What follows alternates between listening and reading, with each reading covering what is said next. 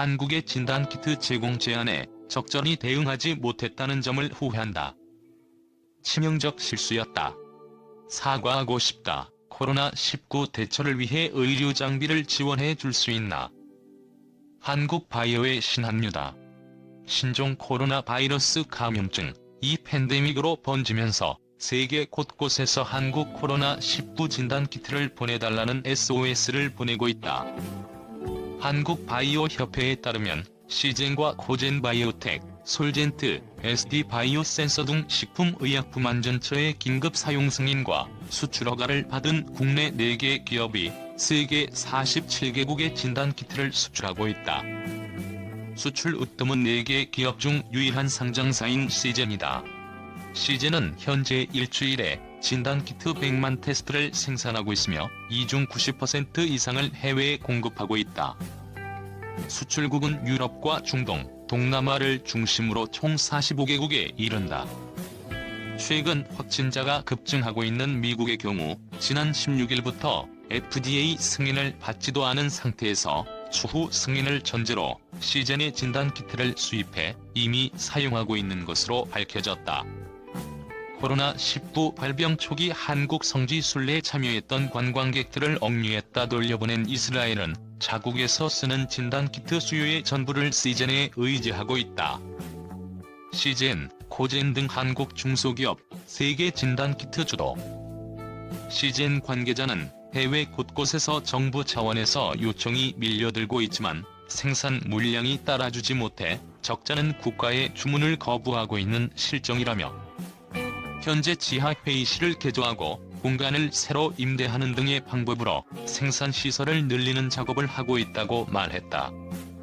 지난달 4일 국내에서 처음으로 긴급 사용 승인을 받은 코젠바이오텍도 현재 일주일에 25만 명을 진단할 수 있는 키트를 생산하고 있으며 이 중 70%를 해외로 수출하고 있다.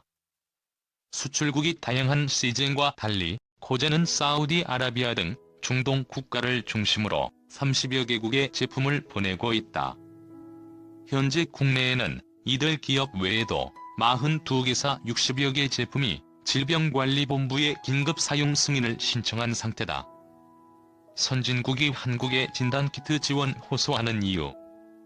왜 세계는 미국이나 유럽 등 기존 바이오 과학 선진국이 아닌 한국, 그것도 중소기업의 진단키트에 목을 메고 있을까?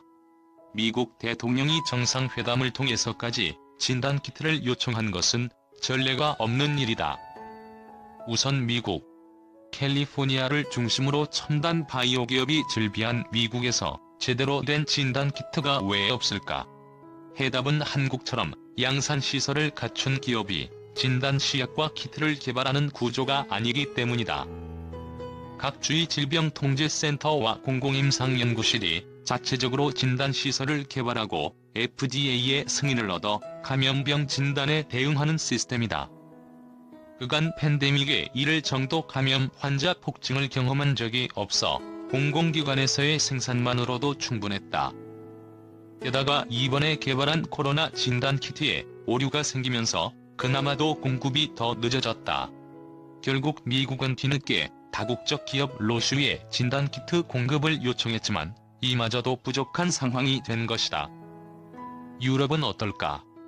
이들 국가에도 바이오, 제약 관련 기업이 있지만 코로나19가 중국과 한국에서 번질 당시만 하더라고 남의 나라 얘기 정도로 여긴 데다. 의사결정 과정이 늦은 대기업 중심이라 대응이 늦었다는 게 업계 관계자들의 분석이다.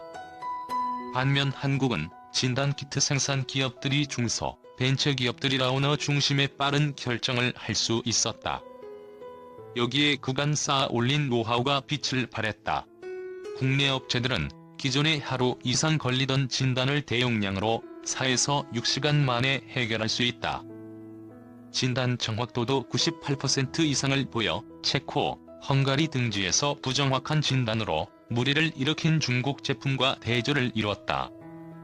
질병관리본부의 빠른 판단도 결정적.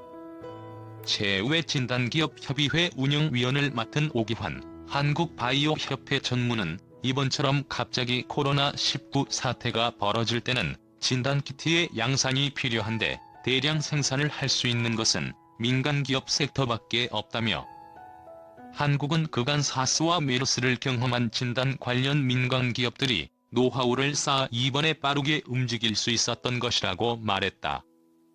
오 전무는 질병관리본부가 긴급 사용 승인제를 활용해 기업에 발빠르게 진단키트 개발을 요청한 것도 결정적 역할을 했다고 덧붙였다. 긴급 사용 승인 제도는 감염병 발생 때 불필요한 절차를 건너뛰고 신규 진단 시약과 검사법을 즉시 사용할 수 있게 하는 것이다. 실제로 지난 1월 미국 국립생물공학정보센터에 코로나19 유전자 염기 서열이 공개된 지 14일 만인 1월 26일 설 연휴 중이었음에도 질병관리본부는 한국바이오협회에 진단키트 개발업체들을 모아달라고 요청했다. 이튿날 바로 기업들을 대상으로 한 설명회가 열렸고 28일 긴급사용 승인 공고가 발표됐다. 2월 28일까지 한 달간 코로나19 진단키트를 개발 기업들의 신청을 받는다는 내용이었다. 이후 2월 4일 코젠바이오텍이 처음으로 2월 13일에 시즌이 승인을 받았다.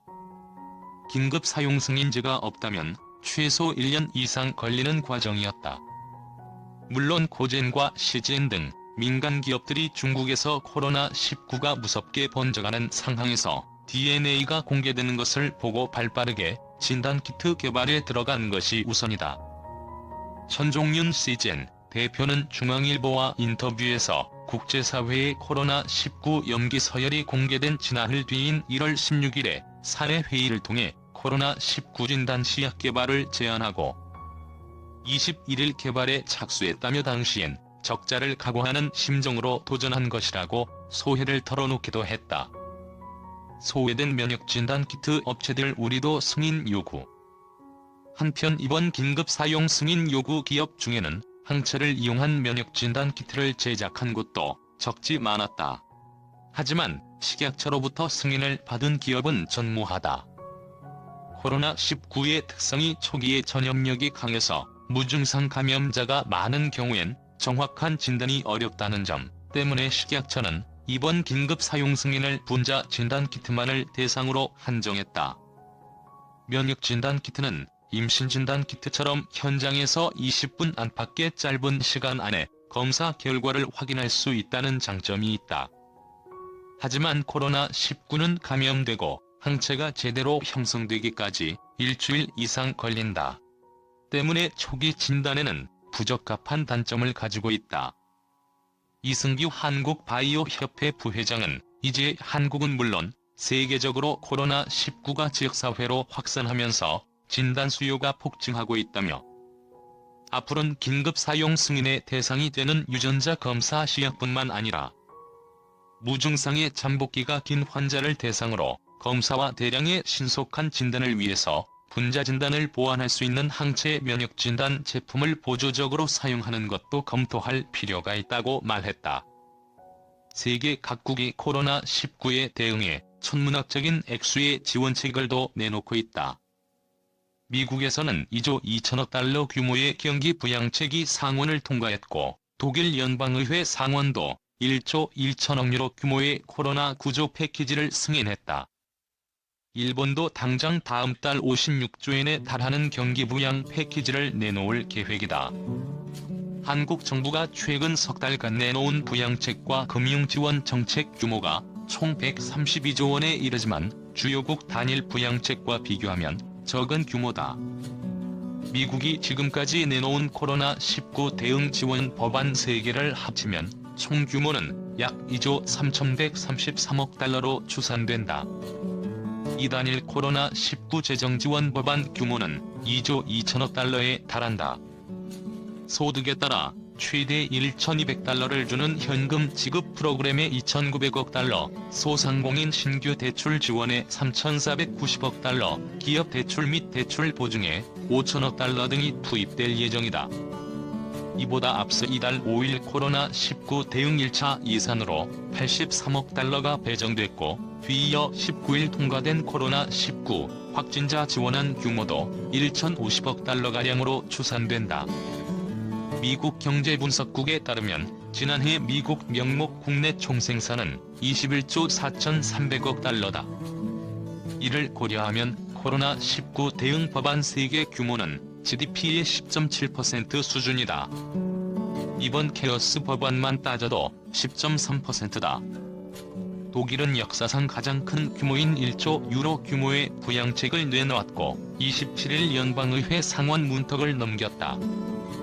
이번 유례 없는 규모의 부양책은 기업 유동성 공급과 대출 보증에 초점을 맞추고 있다. 독일 지건은행의 중소기업 대출 규모를 4,650억 유로에서 8,220억 유로로 늘리고 규모가 큰 기업에 대해서는 4,000억 유로 규모의 대출 보증을 하는 식이다. 올리버 라코우 옥스퍼드 이코노믹스 이코노미스트는 독일 정부가 1조 유로 방패로 경제를 지키려 한다며 GDP의 30% 이상인 패키지는 현재 세계에서 가장 큰 규모이며 독일 역사상으로도 가장 크다고 설명했다. 일본은 4월에 경제 대책을 내놓을 계획인데 목표를 약 56조엔 GDP의 10% 상당으로 잡고 있다. 여기에는 취약가구에 20만에서 30만엔의 현금을 지급하는 방안도 담긴다.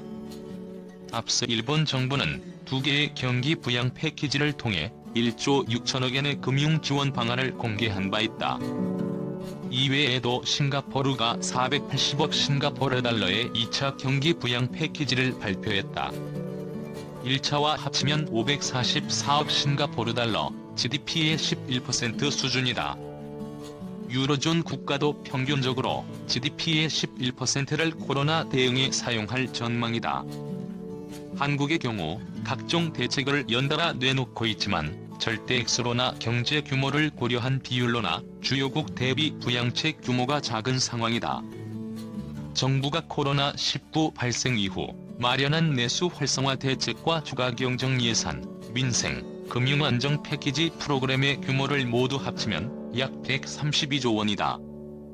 이 가운데서는 가장 최근에 나온 민생, 금융안정 패키지 프로그램 규모가 가장 크다. 자영업자를 비롯해 대중견, 중소기업을 위한 경영안정자금으로 51조 6천억 원, 자금시장 유동성 지원에 48조 5천억 원이 투입된다. 이보다 앞서 국회를 통과한 이른바 코로나 추경 규모는 11조 7천억 원, 민생, 경제 종합대책 규모는 16조 원 상당이다. 가장 먼저 내놨던 방역과 분야별 지원 방안은 4조 원이다. 이 가운데 금융지원을 제외한 재정지원 규모만 따지면 15조 8천억 원이다. 한국의 명목 GDP가 2019년 기준 1,913조 9,640억 원인 것을 고려하면 GDP의 7% 수준이다. 그간 내놓은 한국 부양책 절대 규모는 미국 상원을 통과한 2조 달러 법안의 20분의 1, 독일 9조 패키지와 비교해서 11분의 1, 일본이 내달 내놓을 부양책의 5분의 1 수준이다. 국가별 경제 규모 차이를 고려하더라도 한국의 지원 규모는 GDP의 7%로 독일은 물론 싱가포르에도 미치지 못하는 것으로 나타났다.